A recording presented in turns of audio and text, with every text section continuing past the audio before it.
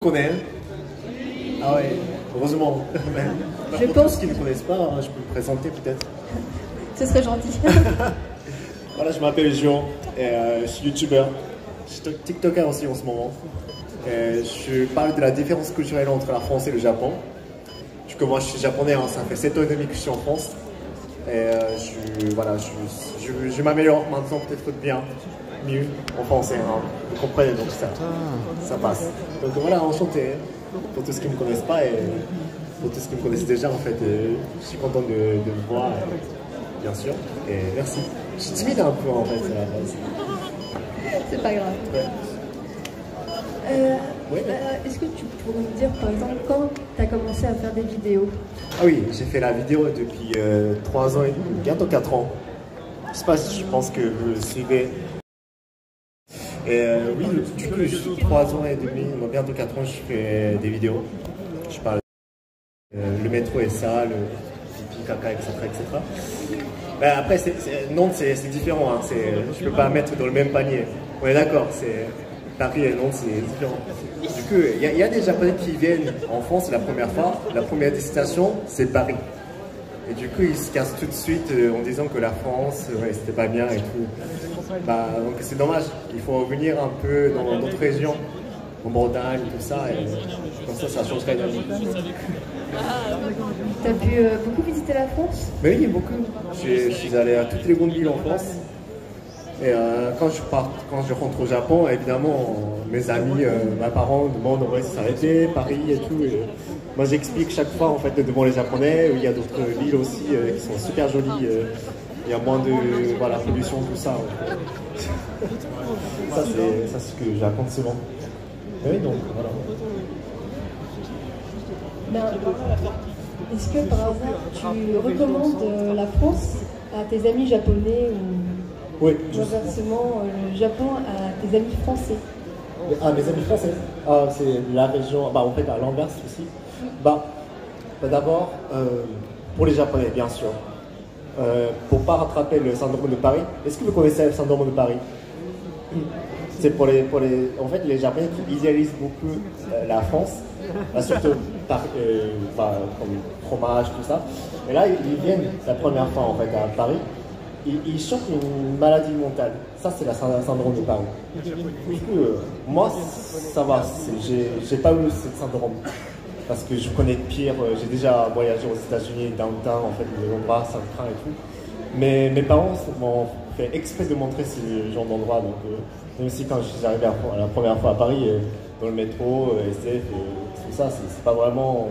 Ça m'a choqué. Donc ça va, c'est pour le syndrome de Paris, ça va pas tirer, mais genre, en fait, je vais quand même conseiller plein d'endroits en fait hors de Paris en fait aux Japonais. Et comme ça leur permet de briller. Et pourtant pour les Français, je sais pas, est-ce que vous connaissez à part Tokyo, vous connaissez d'autres régions au Japon?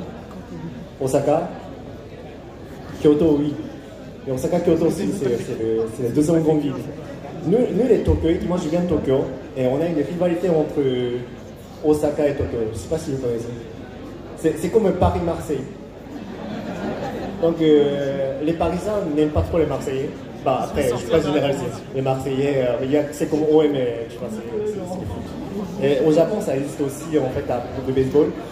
Et Tokyoïtes n'aiment pas les Osaka. Les Osaka, c'est la deuxième grande ville du Japon parce qu'ils sont vulgaires. Et les Osaka, ils n'aiment pas trop les Tokyoïtes. Donc ils sont très snob. Et moi, quand j'arrive à Osaka, vu que mon accent, et ils jugent tellement. Donc ça, c'est vraiment. Il y a un petit conflit. Hein, mais Nantes, ça va. Il n'y a pas de rivalité entre Nantes. Non, ça va. Alors Nantes, il y a un gros débat sur Bretagne ou pas? Ah oui. Avant de venir, c'était toute première fois. C'est la 5e fois que je suis venu à Nantes. J'adore cette ville. Et la première fois quand je suis venu, j'ai retrouvé mon pote et il a dit qu'il est breton, donc j'ai dit non mais c'est le pays de Loire et tout, et il était un peu vénère. J'ai dit des bêtises vraiment à ce moment-là. Mais c'est vrai que moi je suis français comme vu le nombre de restaurants de crêpes, moi je pense que ici c'est plutôt en Bretagne. Voilà. D'accord, on retient que Tokyo Joe est pour Nantes, Nantes, c'est Nantes quoi. Parce que quand je suis parti à Saint-Malo, ils disent qu'ils ne sont pas forcément bretons, ils disent Saint-Malo. Je sais pas si ils sont la fierté d'être Saint-Malo.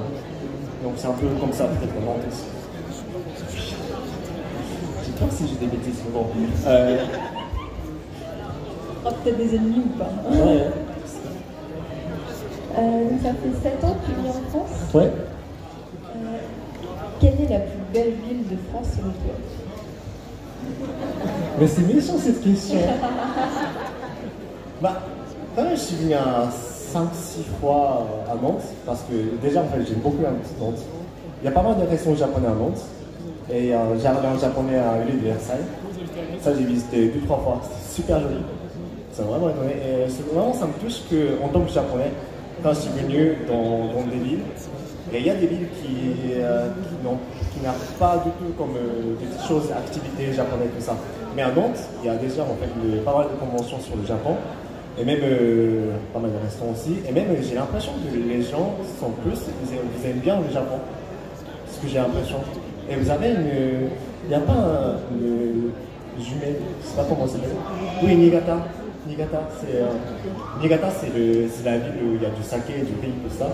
Et que j'adore cette région en fait au Japon. Du coup, ouais, en tant que japonais, ça me fait vraiment plaisir de visiter. Même j'ai des potes japonais, ceux qui habitent en France, ils ont au moins venu en fait à Nantes, juste pour balader. Ils disent chaque fois en fait c'est super bien en fait à Nantes. Donc moi je pense que je peux pas dire tout de suite que c'est la meilleure ville. Après, moi j'aime bien le sud aussi. Donc, mais pour l'instant, c'est très facile pour venir depuis Paris. Oui, c'est à peu près 2 heures de trajet. Et que je peux profiter du temps avec les gens, des abonnés, des amis, même tu vois, le restaurant, tout ça. Donc, j'aime beaucoup Nantes. Peut-être c'est maintenant un sujet qui intéresse un peu plus les gens, les vidéos. Oui. Tu as commencé donc, il y a 4 ans. Ouais. Qu'est-ce qui t'a donné envie de commencer à faire des vidéos YouTube? Ah oui, justement, pourquoi j'ai commencé à faire des vidéos? Au début, je ne pensais pas du tout qu'il y avait des succès comme ça. Il y a peut-être 5 ans, 4 ans, je n'imagine même pas qu'il y a des gens comme ça en face de moi et qui sont écoutés mes conneries et tout. Mais je pense qu'au début, j'ai juste parlé de qu'est-ce qui n'était pas bien à Paris. Je me suis juste plaint, j'étais stressé, donc j'ai un peu expliqué ce qui n'était pas bien à Paris, tout ça. Après, je ne sais pas pourquoi quand je critiquais des choses sur la France, il y a des gens qui ont aimé. Ça c'est bizarre. Après, normalement, il ne faut pas critiquer les gens. J'ai critiqué, il y a des gens qui ont mis un like et tout. Je me suis dit, bon, ça c'est étrange, mais bon, après, j'ai commencé à parler un peu plus de critiques et il y a plus de gens qui ont regardé encore plus. Après, j'ai pas dépassé le temps, je pense que j'étais comme les gens aussi, j'ai pas dit trop de grands mots. Mais oui, au fur et à mesure, voilà, il y a des gens qui ont commencé à regarder. Et maintenant, c'est voilà, quand même 350 000, donc je pense que c'est quand même. Je suis content de gagner tous ces vidéos. Et maintenant, c'est quelque chose de lucratif. Je gagne avec ça, donc je suis vraiment content. Ouais. T'as jamais rêvé de faire autre chose que la vidéo? Autre chose que la vidéo, je suis cadreur monteur, donc j'ai un contrat avec une entreprise japonaise, du coup je fais des vidéos, leurs vidéos, tout ça, en dehors des vidéos japonaises, sur le Japon. Donc je suis d'abord le monteur. Et avant de faire des vidéos youtubeurs, tout ça, je travaille dans une agence d'appartement sanitaire. Je travaillais en CDI pendant 3 ans. Et j'ai quitté il y a 2 ans et demi à peu près. Donc c'était mon travail principal avant. Mais comme en fait je gagnais mieux avec YouTube, j'ai quitté. Bon, j'ai démission, salut, au revoir. En plus le boss, il ne me prenait pas vraiment pour un japonais. Chaque fois en fait je me comportais un peu comme si on mangeait une pizza en parlant avec le boss et tout. Il m'a dit qu'il n'était pas très japonais. Donc ça va, c'était quand même sympa le boulot, mais bon, maintenant c'est bien. C'est bien comme ça en fait, c'est plus. J'ai fait des vidéos et je participe de temps en temps à la convention comme ça, pour rencontrer, pour savoir des opinions devant français, qu'est-ce que vous pensez, qu'est-ce que vous intéressez en fait, surtout au Japon, tout ça. Donc c'est vraiment, ça fait plaisir d'avoir des opinions comme ça. Voilà. Du coup, pour tes études, alors déjà, où tu es allé dans tes études et du coup, est-ce que tu as fait des études de monteur pour faire du montage? Non, pour faire le montage, je n'ai pas fait des études. Je n'ai pas été à l'école de. Mais quand même, j'ai squatté à l'école de cinéma montage. Là, voilà. En général, ça coûte cher, donc je me suis fait un peu exprès d'avoir des amis en fait, ceux qui travaillent, ceux qui étudient à Paris, les Gobelins, tout ça. Après, ouais, ils m'ont enseigné des choses. C'est un peu rare, mais voilà. C'est comme ça que j'ai appris le montage. Et sur YouTube aussi, on peut apprendre comment ça se passe, comment faire des vidéos sur YouTube et tout ça. Donc c'est vraiment petit à petit. Déjà, en fait, la toute première vidéo que j'ai parlé du Japon, de la France, tout ça, c'est vraiment la caméra vraiment merdique. C'est vraiment pas du tout, même la lumière, tout ça, c'était vraiment n'importe quoi. Après, au fur et à mesure, j'ai appris en même temps. Ouais. Par rapport à ton inspiration, est-ce que tu perds parfois l'inspiration et comment tu trouves ton inspiration pour faire tes nouvelles vidéos? Oui, c'est une bonne question. Je pense que pour avoir des idées, pour parler de la France, sur le Japon, tout ça, c'est vraiment une idée qui j'aime dans ma tête, c'est un peu comme ça. Ah, pourquoi pas de parler, pendant que je prenais le bus, pourquoi pas de parler en fait, de supermarché, pourquoi pas de. Ça arrive vraiment. Soit, quand je parlais avec des potes qui aiment bien le Japon, et qui disent parfois des choses qui me choquent. Et je commence à dire, pourquoi pas de parler en fait, les Français en ce moment ils pensent ça, donc par contre les Japonais pensent comme ça, donc pourquoi pas de parler de la différence culturelle. C'est vraiment, il y a deux idées, c'est vraiment un peu n'importe quoi, c'est pour ça la vidéo ne sort pas régulièrement. Bon, voilà. Et du coup, ton inspiration c'est vraiment ta vie quotidienne. Ouais. Du coup, tu te fixes pas de planning ou autre pour sortir une vidéo, c'est vraiment t'as une inspiration, tu réalises. Donc j'espère que ça vous embête pas trop en fait, la régularité de mes vidéos. En tout cas, et on peut poser la question aussi comme tu veux.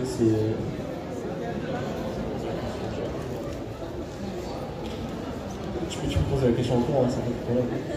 Ça déjà une idée. Alors. Par rapport au montage, donc, tu me dis que tu faisais ça dans ta vie professionnelle. Est-ce que c'est ton étape favorite quand tu fais une vidéo YouTube? Est-ce que c'est mon passe-temps favori? Est-ce que dans tout le processus pour créer une vidéo, est-ce que déjà tu pourrais expliquer aux gens tout ce processus? Et ensuite, parler de ton étape favorite. C'est vrai qu'être youtubeur, c'est un peu galère pour sortir des vidéos, pour sortir des vidéos régulièrement. Parce que moi, c'est pour une vidéo, ça me met à peu près, je pense que 2 semaines. Même si j'essaie de vraiment me concentrer. Parce qu'il faut d'abord créer les textes. Et moi, je suis japonais, donc en fait, je ne veux pas me tromper. Donc une fois que j'ai fait les scripts, je montre en français, est-ce que mon orthographe, il n'y a pas de faute d'orthographe, soit est-ce qu'il y a des choses, des blagues qui sont limitées ou pas. Si j'ai dit un petit peu, j'aurais pas vu ou pas. Les blagues, tout ça. Et après, une fois que je dis, ça va, après, voilà, je fais un tournage. Le tournage, ça prend 1h30. Le tournage, c'est rapide. Mais après, le montage, il faut avoir des rushs, il faut pas. En fait, je répète chaque fois, comme je prononce mal parfois, et puis je coupe toutes les parties, et ensuite je fais bout à bout des rushs, et ensuite j'ai fait je mets des effets, tout ça, etc. Donc ça met à peu près 2 semaines. Malheureusement, j'ai pas de monteur, j'ai pas de caméra, j'ai pas de gens qui s'occupent de la lumière, la secrétaire, tout ça. En général, les youtubeurs qui sont tous, mais moi je travaille seul parce que je suis un peu peut-être radin aussi, moi. J'ai pas trop payé. Mais oui, donc ça prend quand même 2 semaines. Mais c'est comme ça en fait, je peux me sentir que c'est moi qui ai fait toute cette vidéo. Donc je me sens aussi, satisfait de créer des vidéos en fait chaque fois. Est-ce que par exemple, tu as des idées déjà pour tes prochaines vidéos? Les prochaines vidéos, justement, je pense que ça va sortir normalement. Normalement, ça va sortir demain. Ouais. Je parle des choses, des clichés. encore, mais j'ai pas encore parlé. Donc ça va être drôle. J'espère. T'as d'autres choses dans ta boîte à idées des petites idées par-ci par-là, de vidéos que tu pourrais faire potentiellement? Non, pas pour l'instant, mais en fait, j'ai jamais eu le problème de, comment dire, le manque d'inspiration. Chaque fois, en fait, j'ai des choses d'inspiration et j'ai toujours la chose à parler. Vraiment, le Japon, c'est quand même vaste, c'est vraiment le tout le monde. Ça n'a rien à voir avec la culture européenne. Donc, il y a toujours des choses à savoir. Donc, c'est pour ça, je pense que moi, j'ai vécu jusqu'à mes 20 ans au Japon. Donc, vraiment, je connais toutes les expériences. Donc, si vous avez des questions, peut-être après, n'hésitez pas à me dire. Je suis ici à votre disposition. Je pense que c'est une question qui est revenue assez souvent en convention. Oui.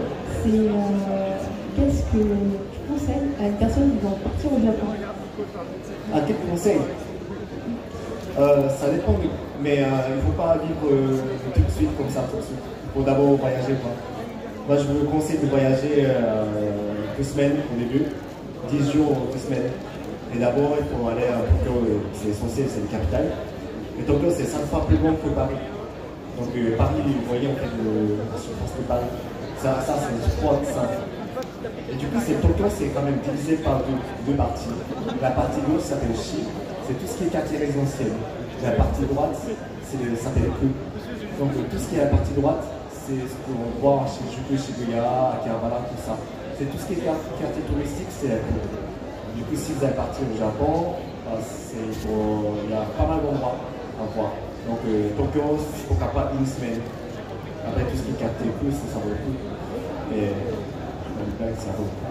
Et partie Shi, bon, en fait, il n'y a pas beaucoup de choses à voir, mais genre en fait, les champs, la montagne, enfin, c'est quand même sympa. Et ensuite à Osaka, c'est la deuxième grande ville, c'est l'ennemi de Tokyo. Ça vaut le coup aussi de voyager un petit peu pour la nourriture, tout ça.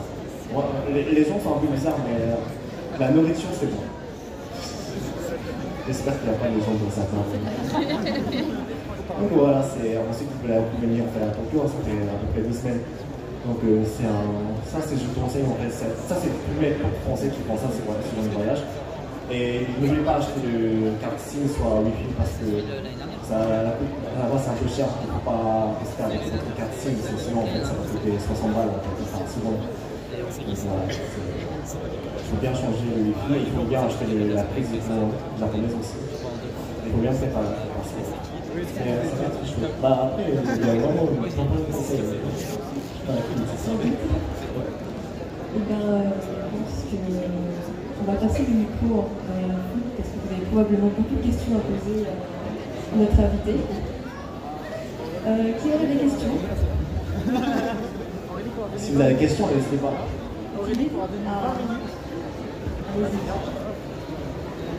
En fait, c'est pas une question, c'est juste un conseil. Il faudrait changer de perruque. Parce que c'est pas décoiffé du tout. Non, j'ai fait exprès. Là, je l'ai acheté dans un magasin vraiment même pas assez cheap. Je l'ai acheté à 3 €, un truc comme ça. La perruque la moins chère possible. Et en plus, à ce moment-là, j'ai acheté la perruque blonde et les petits mélodies. Ah ouais, d'accord. C'est pour faire une blague. Et du coup, il y a un vendeur qui m'a regardé et il m'a fixé comme ça. Non, c'est juste rien. Bon, voilà. C'est pas pour tout de suite, quoi. Voilà, mais bon, c'est pas grave. D'autres questions? Même conseil, même compliment, même insulte. N'hésitez pas. Ah, il y a personne là-bas. Bonjour. Bonjour. Vous avez consulté Osaka, Tokyo, mais vous n'avez pas du tout parlé de Kyoto, c'est la ville historique. Si, Kyoto, en fait justement, Kyoto c'est vraiment à côté de Osaka. Donc ah oui, j'ai oublié de dire ça, Kyoto. Donc c'est la ville la plus traditionnelle, on peut dire, du Japon. Mais il y a beaucoup de touristes, beaucoup de touristes. Donc des fois c'est un peu dérangeant de voir des Français Comme à Paris. Mais c'est quand même sympa, la ville, très touristique, mais par contre, c'est vraiment la vie est super sympa, très traditionnelle. Donc, oui, je vous conseille également. C'est comme c'est à côté de Osaka, donc je pense que 15-30 minutes. Je ne sais pas de bêtises, mais vraiment c'est à côté. Donc, je vous conseille aussi. C'est pour voir. C'est sympa. Oui. Du coup, pour y aller sans avoir toute la foule et la majorité de la foule pour les vacances, on peut savoir quelle période? Quelle période? Il faut éviter la période de Golden Week. Ça, c'est justement c'est 30 ans, je crois. En fait, il y a les vacances scolaires aussi au Japon. C'est pas long terme, mais il faut éviter ces périodes-là. Parce qu'il ne faut pas que les touristes japonais qui viennent aussi, en fait, les gens, ils vont dans ces gens. Et sinon, moi, juste perso, je conseille souvent en septembre au Japon. Il fait ni chaud ni froid. C'est la saison de Matsuri, c'est la saison de la fête au Japon. Et par contre, juin, c'est la saison du pluie. Juin, juillet, on est début juillet. C'est moins amusant. En juillet, il fait chaud, ça commence à faire chaud, et comme on dit un peu c'est le béton qui absorbe la chaleur, donc ça monte jusqu'à 38 degrés à peu près, donc c'est pas très génial. Donc jusqu'au août, je déconseille en plus, c'est humide. Au Japon, c'est très humide en fait, donc c'est pas très génial. Mais en saison de printemps, pourquoi pas, mais moi je suis allergique au pollen. Et il y a plein d'allergies en fait, au Japon, donc beaucoup de gens en fait, qui s'éternuent à chaque fois, donc c'est pas très génial aussi. Pourquoi pas si vous n'êtes pas allergique, en printemps c'est cool, des cerisiers et tout. Mais sinon en hiver on ne fait pas beaucoup au Japon. C'est un Noël, c'est la fête des fêtes. Et même le 31 décembre, il n'y a pas de fête pour Noël, bonne année, tout ça. Les Japonais restent à la maison, ils mangent de Noël. Donc c'est moins amusant. Ils vont tomber la plaie, et c'est le moine qui fait des 108 fois les cloches. Pourquoi c'est 108? Parce qu'en fait c'est quelque chose qui est mauvais désir, je ne sais pas comment dire, en fait dans la tête. En fait c'est tout ce qui est appétit, tout ça. Du coup il faut effacer 108 fois pour qu'on soit clean pour passer l'année prochaine. Donc on fait ça, mais c'est pas très joyeux, tu vois. Moi je préfère boire de l'alcool en fait au lieu de... Voilà, pour aller à l'encontre. C'est vrai, ça. Je suis pas quoi. Après, je vous déconseille si vous êtes moins de 18 ans, mais non, c'est. Ouais. Après, voilà. Donc, oui, j'ai bien répondu à votre question. Oui. Est-ce que le changement de tradition entre la France et le Japon, ça vous a choqué? Tradition, oui. C'est parler du genre religion, donc tradition, oui. Tradition, oui.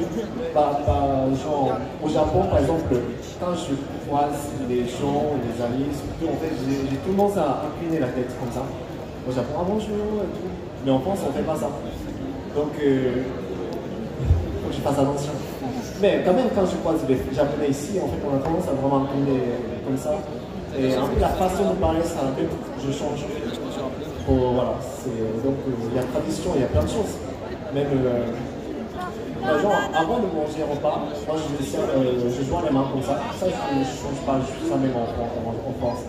Parce que ma famille est un peu stricte, donc en fait, je ne peux pas tout de suite changer la nourriture comme ça. C'est vraiment, j'apprécie, je respecte avant de manger le plat. Mais à part ça, je suis un peu, même au Japon, j'étais un peu délinquant. Du côté, genre, comme par exemple, donc je vivais le feu rouge quand j'étais piéton, je marche. C'est pas bien, hein. Mais voilà, ça j'ai fait ça même au Japon et en France je ne change pas. Donc, il y a les Japonais qui sont choqués. Bon, je joue pas avec j'ai plus de bêtises donc. Il y a des trucs qui te manquent au Japon? Les plats et le chien. Et pas forcément toute ma famille, ça va. Ils ont quand même 60 ans, ils vivent encore plus de 20 ans, je pense, que maintenant j'ai fini l'extrêmement au Japon. Donc ça va, pas tout de suite. Au Japon, le lien entre la famille et les enfants, c'est un peu bizarre. Genre, même mes amis japonais qui habitent en France, je ne contacte pas, genre, une fois par semaine, un mois, un truc comme ça. Donc ils ne sont pas très réguliers, ils n'appellent pas tout de suite. Donc ça ne veut pas dire qu'on se détestent, ils n'aiment pas. Juste, on se parle moins par rapport au français, je pense, par rapport à la famille française. Oui? Je me dis si je parle pas très bien en français. Bonjour. Question, on part au Japon en fin d'année. Est-ce que tu as des bonnes adresses à Tokyo pour faire la fête? Pour faire la fête, à Longpong-ni, il y a un Français qui tient un bar, un plat de tout, qui n'est pas très cher, 5 000 yens. Je ne me rappelle plus comment ça s'appelle. Sinon, à Tokyo, à côté de Sagamo, c'est la ville pas très loin de Shinjuku, il y a aussi un Français qui tient un bar, ça s'appelle Bonjour Tokyo Bar. Il y a des Français, il y a des Japonais qui s'assemblent, mais ils peuvent échanger l'adresse, le bon restaurant, ou quoi comme ça. C'est plus comme ça en fait, on peut échanger des informations tout de suite avec des Français, ceux qui habitent déjà au Japon. Donc ça c'est super sympa de s'échanger de traiter, soit en fait, l'adresse, tout ça. Donc ça c'est une bonne adresse. Donc c'est ce qu'on va essayer de faire. Oui. Est-ce que tu penses qu'il y a une grande différence entre la manière dont les Japonais perçoivent les étrangers et la manière dont les Français perçoivent les étrangers? Par exemple, un Japonais en France, contrairement à un Belgian au Japon. Oui, d'accord, oui, je comprends. Au Japon, comme il n'y a pas beaucoup d'étrangers, genre, je parle de. Il n'y a pas beaucoup d'étrangers comme des Occidentaux tout ça au Japon. Parfois, on regarde comme ça de loin. On parle de l'apparence, tout ça. Oui, du coup, dans le métro, si c'était pas dans le centre-ville, il y a des Japonais qui regardent de loin comme ça, mais ça ne veut pas dire qu'ils jugent que ça. Mais juste comme c'est rare de trouver un étranger, on est dans une campagne au Japon, même pas campagne, c'est deuxième grande ville et tout, c'est pas deuxième. Pour ça, ça va, il y a des étrangers.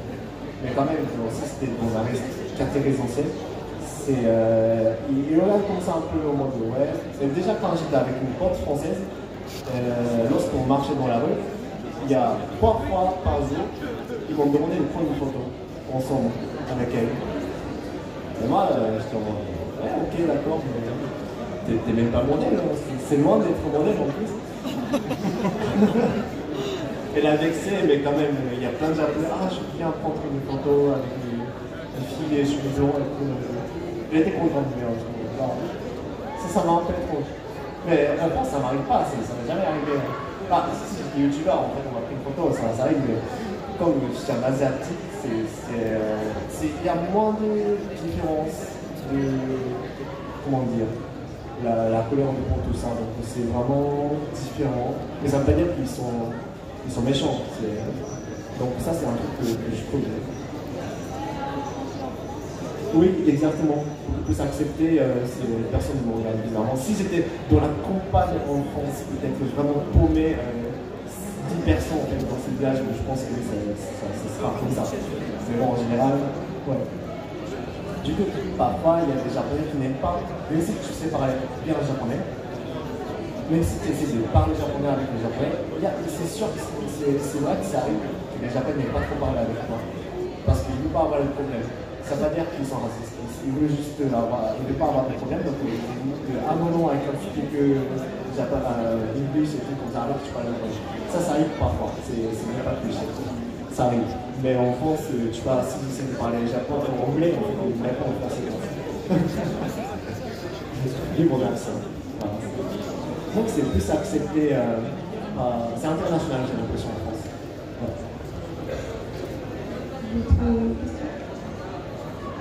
Oui, pas timide. Ça va. Moi, ça va. Et ben, quelle est la vidéo dont tu es la plus fière? La vidéo que j'aime, peut-être. Que t'aimes le plus c'est la vidéo où je travaille moins. Genre, je suis désolé, je vais pas trop montrer en fait le vrai jour, mais c'est les vidéos que je fais avec mes potes, le blog au Japon, tout ça, c'est j'aime bien. Déjà en fait je fais des codes tête, je suis pas à faire une mise au point, tout ça, et c'est juste que j'ai plus montré tel que je suis. Donc c'est pour ça que j'aime bien ce genre de vidéo. Voilà, toujours pas de question. C'est la question, ça va? N'hésitez pas, hein. À part le... Voilà. Oui? Faut que moi carte bancaire. Quelle est ta vidéo à laquelle tu as eu le plus de difficultés à faire? Ah oui. Bah, c'est-à-dire que la vidéo que j'ai moins, c'est ça? Ah, la vidéo que c'est difficile à faire. Je pense que... quelle vidéo que j'ai moins... Ah non, j'ai plus difficile. Je pense que la vidéo qui dépasse 15 minutes, ça sera... Mes vidéos sont tous genre entre 7 et 13 minutes maximum.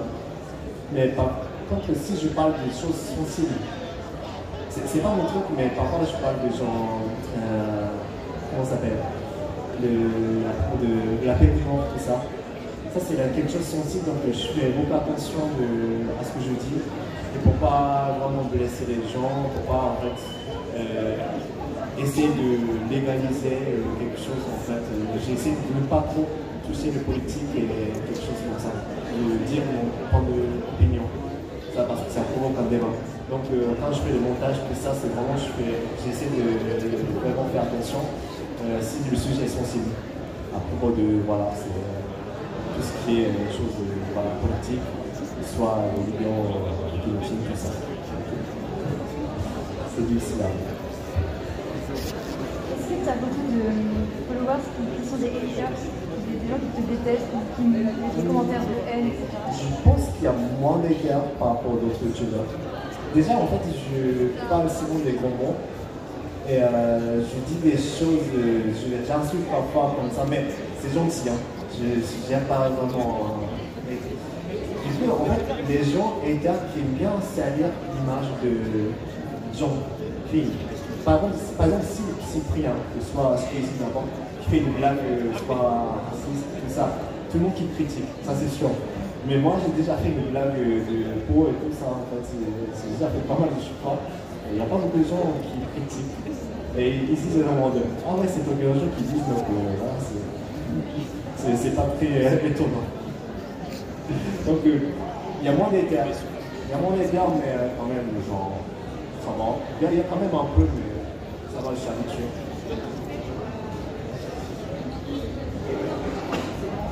Comment tu fais pour... parce qu'il y a des gens qui le subissent en fait, les commentaires. Et toi, est-ce que tu les subis ou comment tu fais pour passer dessus un petit peu? Si c'était le hater qui ça vaut le coup de répondre, je veux dire, comment je réagis à ces commentaires.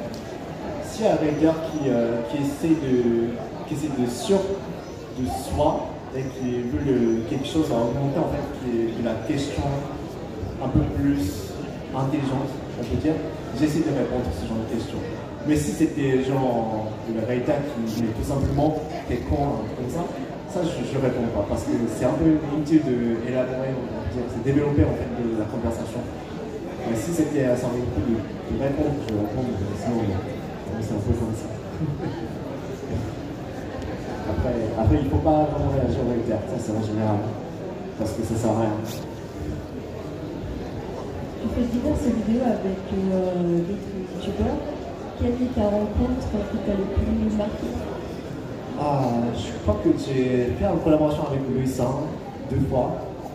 Mais ouais, c'est lui qui m'a demandé de faire une collaboration.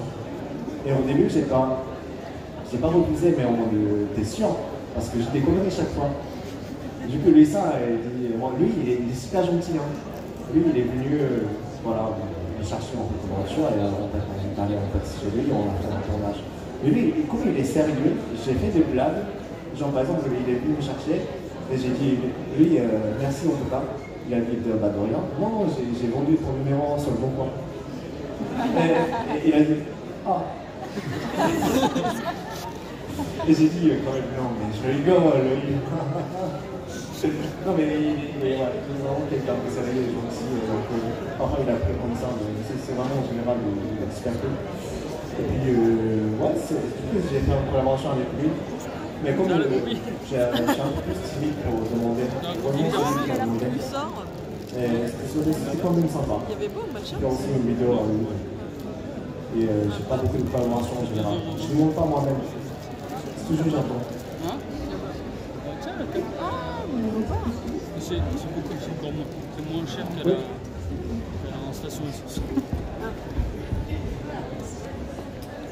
Comment est-ce que tu vis le fait d'être connu et est-ce que tu penses qu'il y a une différence entre le fait d'être connu au Japon et d'être connu en France, différent sur ce point-là? Je pense que c'est mieux d'être connu en France. Par exemple, au Japon, il y a beaucoup de haters sont différents au Japon.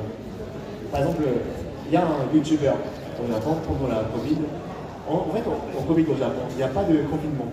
Il n'y a pas de confinement, il n'y a pas tout ça. Parce que la loi, je crois que c'est interdit de confiner les gens.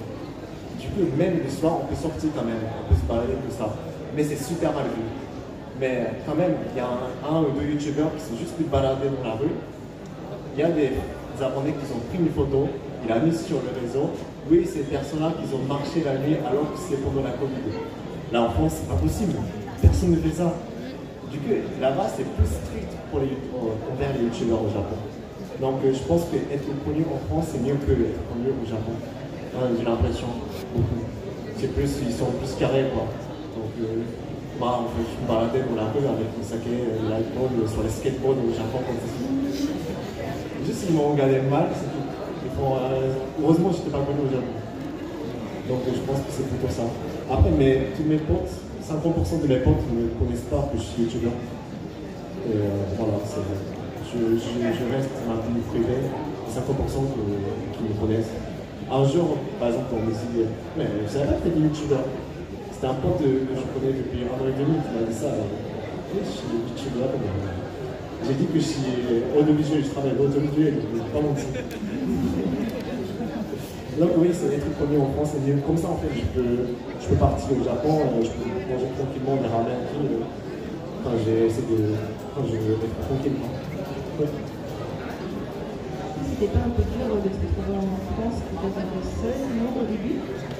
T'as commencé à habiter en France? Ah oui, j'ai fait exprès de faire beaucoup d'amis quand même. En fait, une des raisons pour laquelle j'ai commencé à faire les YouTube, c'est qu'en première année, je suis venu en France la première fois et je me suis fait que 1 ou 2 amis. Et je suis rentré au Japon et mes parents ont dit un jour, je t'ai fait des amis. Et je dis, ah ouais, j'ai un meilleur pote qui s'appelle Charles. Et elle dit, c'est tout? Ouais, c'est tout. Bah, la prochaine fois, quand tu viendras l'année prochaine, tu viendras plus de 300 amis. J'ai dit, ok. Du coup, j'ai fait YouTube. Et du coup, Romain, comme ça, dans la rue, ça ne veut pas dire qu'ils sont potes, mais ils me parlent en fait dans la rue et je me sens un peu d'être ami. Je sais pas si c'est bizarre. Non, ça va. Vas-y.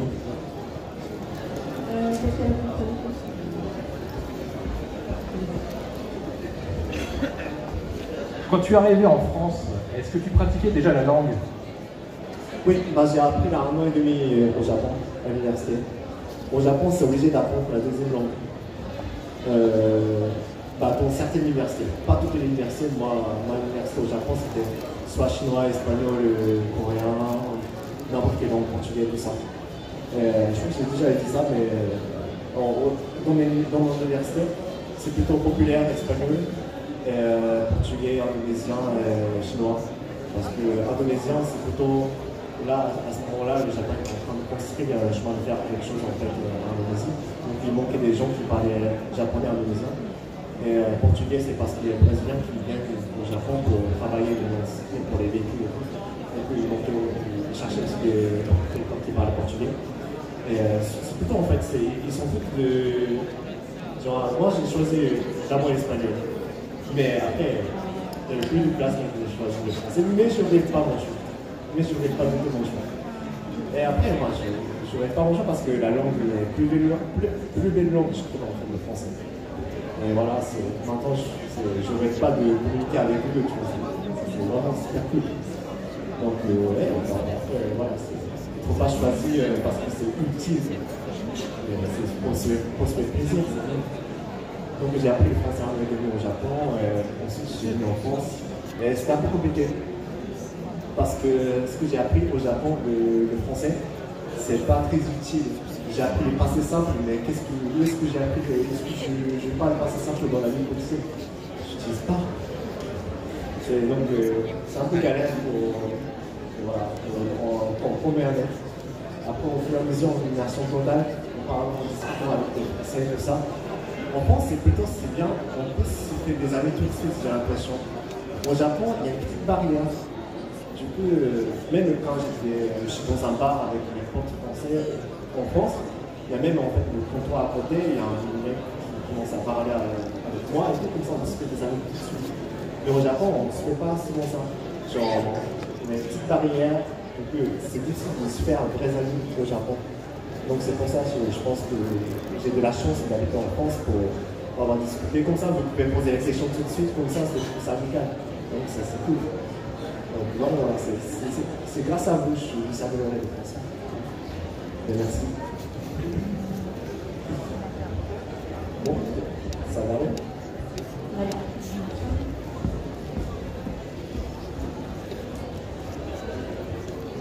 Pourquoi tu as décidé d'aller en France au lieu de rester au Japon? Bonne question. Parce que j'ai choisi le français aussi à l'université. Pour moi, je voulais juste venir une semaine. Au début, juste le voyage une semaine en France pour voir comment ça se passe. J'ai quand même appris un an et demi au Japon, même si c'est à 2 long, même si c'est 1 heure par semaine, pourquoi pas de venir au moins. Après, j'ai commencé à vraiment kiffer. Genre, j'ai pas eu de dépression, tout ça, les autres japonais, c'est juste que, c'est cool.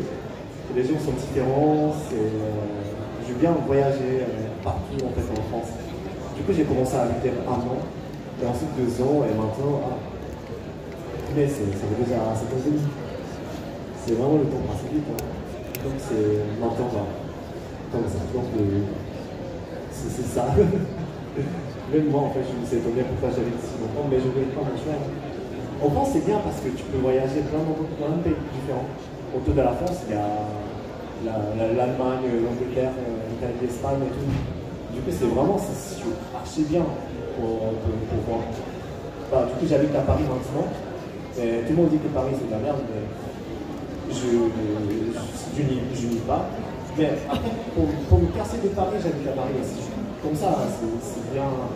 Je peux aller à Nantes en fait de 2 heures. Même en avion, en fait, à Nice, c'était 1h30, comme ça. Donc ça, c'est super. Et j'adore la montagne, la mer, comme ça. Il y a la cuisine, le fromage et le vin. Le vin, c'est un peu tôt pour toi. Le fromage, tout ça, c'est vraiment très bon.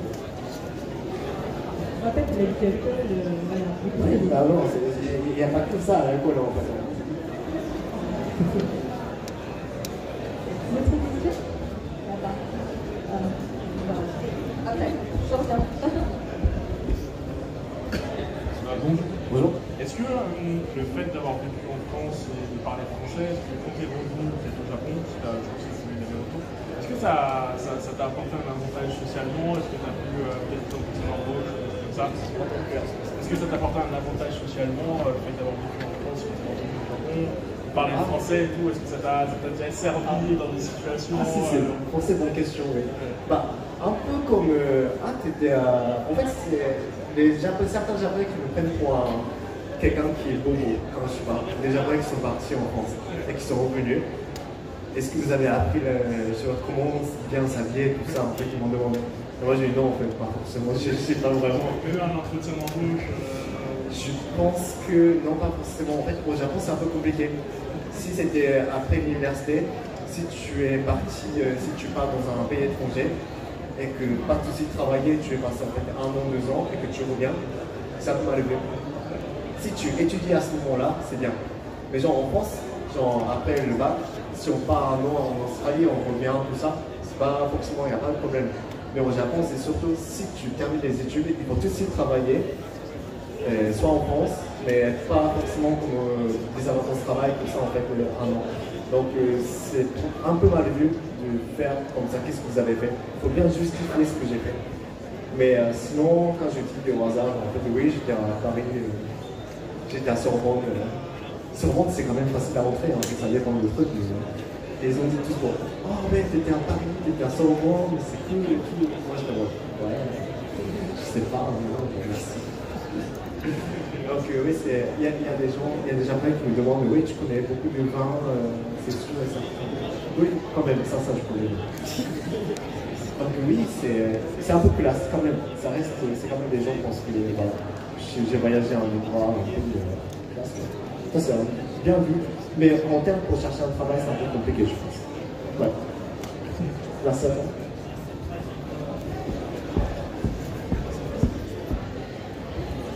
Je me demandais si c'était quoi tes plus gros doutes avant d'arriver en France la première fois, ou quelle appréhension tu avais avant d'arriver dans le pays, vu que ça fait. C'est presque au niveau du monde comparé au Japon.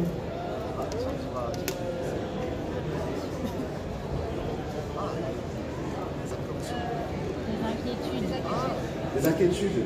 Avant d'arriver en France, quand j'étais au Japon, je pense que un peu la langue quand même. En fait, au Japon, c'est tout le monde dit que en fait, les Français ne parlent pas. Ils parlent bien anglais, mais les Français n'aiment pas trop parler anglais. C'est le cliché au Japon en fait que sur les Français. Bah, un peu peut-être, mais non, c'est pas si fort que ça. Donc en fait, j'avais un peu peur que si jamais je vais en France à Paris, si tout le monde ne parle pas, si j'essaie de parler anglais. Je ne pouvais pas très bien parler français à ce moment-là. J'avais un peu peur. Et dès que je suis arrivé en France, en fait, c'est une autre inquiétude qui m'est arrivée. C'est qu'au Japon, on payait souvent par cash. On paye souvent cash. Donc on peut payer genre un truc de chewing-gum à 10 centimes. On peut payer avec un billet de 100 balles. Ça, au Japon, ça passe. Mais en France, ça passe pas. Et quand j'ai sorti mon billet de 100 balles pour acheter un billet de métro, j'étais avec une pote. Et elle m'a dit non, on sort tout de suite. On fait pas comme ça. Et du coup, je me suis dit, est-ce que ça craint un appareil comme ça? Ouais, ils m'ont juste expliqué, en France, c'est pas forcément, c'est juste qu'en fait, on ne peut pas sortir comme ça avec des grands billets, comme ça. Et en fait, après, personne n'encaisse au supermarché, tout ça. Ici, quand même, mais genre, en fait, c'est un peu bizarre de payer avec cette somme en fait, pour acheter quelque chose. Donc ça m'a un peu, au début, inquiété. Et revient. En fait, quand j'ai essayé d'acheter un peu. Mais juste avant d'arriver en France, c'est juste que j'avais un peu peur au niveau de la langue. Si je pouvais bien communiquer avec les Français. Mais quand même, quand j'ai essayé de montrer que j'essaie de parler français, que j'essaie de communiquer avec un geste et tout, les gens comprennent quand même. C'est pas forcément pour draguer, je pense, j'essaie de quand même, pour demander le chemin, tout ça, c'était vraiment, ça va. Ça s'est passé bien ensemble. Donc c'est ça, j'ai bien répondu à la question. Ça va. Oui. Avec le geste, il y a certains gestes qui sont différents entre le Japon et la France. Du coup, ça ne posait pas de problème, les qui proposent. La geste? Est-ce que ça posait pas de problème de compréhension aussi en français? Oui, je pense que. Oui, tu veux dire pour le comportement Je sais que certains gestes utilisés au Japon n'ont pas la signification en France. Est-ce que ça n'a pas posé problème? Non, ça va, ça passe bien, ça c'est au niveau de... Oui. Tu préfères l'administration française ou l'administration japonaise? Ah ouais, là. En tant que japonais, je préfère largement l'administration française. Voilà, bon. Bah, ça dépend, je ne sais pas pour les étrangers comment ça se passe au niveau des démarches administratives au Japon, quand vous arrivez au Japon. Je pense que, à mon avis, c'est moins compliqué que ça. Hein. Parce qu'en France, quand je suis arrivé en France, pour créer le compte, la banque postale, la banque, tout ça, c'est vraiment compliqué. La carte bancaire, tout ce qui est choses administratives, ça met beaucoup de temps. Même les cartes vitales, ils n'ont pas vraiment tout de suite donné en fait, par n'importe quoi. Et c'était vraiment compliqué au niveau des papiers administratifs en France. Ça m'a vraiment. J'ai essayé de vraiment parler de ça en fait, dans mes vidéos. Mais après, je me suis dit, il y a un peu le moment là. Oui, il faut avoir un appartement, il faut acheter un appartement aussi. Pour acheter un appartement au Japon, c'est plus facile, je pense. Mais en France, il faut d'abord offre d'achat, promesse de vente, travail bancaire, tout ça, il y a plein d'étapes. Donc ça, c'est plus difficile, je pense. Au Japon, je pense que c'est même on peut acheter en cash parfois. Ça, c'est vraiment la différence. Il y a plein de procédures en France. Justement, il y avait une salle qui faisait une vidéo, justement, il en parlait il avait acheté une maison au Japon et c'était pas compliqué avec l'administration japonaise parce que c'était pas numérisé en fait. Et il y a eu plein de soucis parce qu'il y avait des papiers, qu'il n'y avait pas, voilà, tout ça. Et... Ah ouais. Je sais pas, mais il a acheté en tant que français ou soit il a acheté en tant que... Oui, mais au Japon, normalement, on n'autorise pas de nationalité. En France, on autorise, mais au Japon, on n'autorise pas. Et je ne sais pas s'il y a quelque chose qui se passe en fait en tant qu'il est franco-japonais. Normalement, si le Japon qui crame, normalement on supprime. Mais du coup, il faut faire attention. J'ai des amis franco-japonais qui font attention pour venir en France avec un passeport français, pour partir avec un passeport japonais. En fait, il y a un soir à l'inverse. Faire attention pour le niveau administratif. Du coup, parfois, c'est galère. Mais pour les franco-japonais, pour les japonais, c'est différent. Donc, je ne sais pas comment ça se passe. Ouais. En tout cas, je n'ai pas le droit d'avoir une double nationalité française. Ouais. En cachet de près, c'est possible, mais je réussis pas, je n'arrive pas ici. Okay. Du coup, pour obtenir la nationalité japonaise, c'est quoi? Ah, la nationalité? Ouais. Bah, moi, j'ai la nationalité japonaise, et en France, je pense que le visa, c'est maximum 10 ans. Donc, il n'y a pas de visa éternel, je crois. Donc, c'est un peu galère pour tout ce truc. Mais apparemment, quand je vais avoir de nationalité française, tu vois, en fait, en général, je suis pris. Et même pour tout ce qui est nationalité franco-japonais, ils doivent choisir avant 21-22 ans, en général. Et du coup, c'est un peu compliqué. Mais il y a des gens qui gardent quand même. Après, c'est un truc sensible, donc je ne dis pas tout. Je sais comment ça se passe, mais en fait, je ne dis pas tout. Donc, moi, de préférence, pour l'instant, je garde ma nationalité japonaise. Et il n'y a pas de choses compliquées parce que j'ai un visa de 8 ans à peu près. Donc, comme ça. Mais par contre, pour avoir des prêts, c'est difficile. Comme je n'ai pas la nationalité française, moi j'ai acheté un appartement à Paris et je n'ai pas le droit d'avoir les prêts. Parce que c'est possible que mon visa c'est 8 ans, donc je me casse en fait de lendemain. Donc j'ai demandé des sociétés japonaises pour avoir de l'argent pour ça. Donc c'est un peu compliqué d'avoir des prêts, des choses, quelque chose qui est crédible, tout ça c'est un peu compliqué. Donc on est japonais.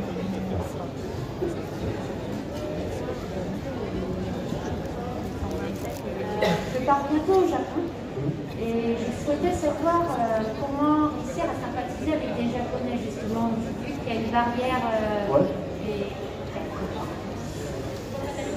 C'est difficile. En gros, c'est parfois comme le bar international dont je t'ai parlé tout à l'heure, c'est le bar tenu par un Français, soit un Anglais, souvent il y a un bar tenu par les Français, et là en fait il fait des échanges franco-japonais, tout ça. Là, à ce moment-là, en fait, les Japonais sont plus internationaux, donc il y a bien parler aussi avec les Français et tout. Mais en général, dans la vie quotidienne, dans un bar, dans un agréable, tout ça, c'est un peu difficile de se rencontrer, parce que pas mal, ils n'hésitent pas trop parler avec les étrangers. C'est pas parce qu'ils sont xénophobes, c'est parce qu'ils n'aiment pas trop les. Donc, peut-être c'est mieux d'aller en fait dans un petit bar comme ça, par les Luxembourg, et soit des Français, parce que les Japonais, ils veulent plutôt pratiquer leur français, soit savoir la culture, savoir la culture, ce qui se passe en France et tout. Donc c'est comme ça en fait qu'ils vont plus sympathiser avec les filles. Donc c'est une façon de, voilà, pour se faire des amis. Ils sont plus, on prend un peu comme moi. Donc voilà. Merci. Moi j'ai encore une petite question par rapport à la langue. Oui. Je voudrais savoir quelle est ton expression préférée et ton insulte préférée. Il y a les enfants ici. Les expressions. C'est marrant. Ah ouais, il y a pas d'autres expressions. Ah ouais, j'aime bien. Parfois, je me laisse porter au gré de vent, comme ça. Ça va aller. Ça, je sais parfois. Je sais pas si c'est pas très courant. Et sinon, j'aime beaucoup dire mon snapé quand il finit par. Sinon, peut-être l'organisateur m'a demandé. Voilà, c'est ça. Non, c'est bien, c'est utile ce mot parce que même qu'on est heureux, même qu'on est content, même qu'on n'est pas content, en fait, on utilise ça. Et tous les Français comprennent. C'est très utile. Il n'y a pas ça au Japon, donc ça c'est incroyable.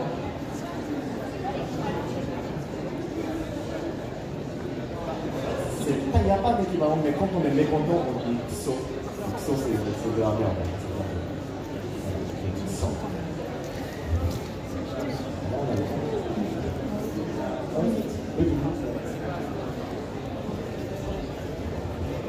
Est-ce que tu t'es déjà fait draguer en France juste parce que tu étais japonais? Ça arrive, oui. Soit peut-être parce qu'ils ne savent pas que j'étais japonais, mais j'étais asiate. Je suis asiate, c'est pour ça. Soit dans un bar, comme ça. Mais c'est mieux qu'une drague le fait que je suis asiate plutôt que voilà, les youtubeurs. C'est comme ça qu'il est attiré par mon apparence, plutôt qu'il est attiré par mon célébrité. Donc oui, j'aime bien. Voilà, en tout cas, en fait, j'aime bien parler. Donc, chaque fois, je dis bonjour, ça va. Ça va bien. Après, je suis nul en conversation, donc j'ai échoué chaque fois. Merci. Merci Steve. Merci d'avoir d'être venu. Il y a des dédicaces dans la dernière Corona. Merci, Jean. Et il est sur scène avec Weston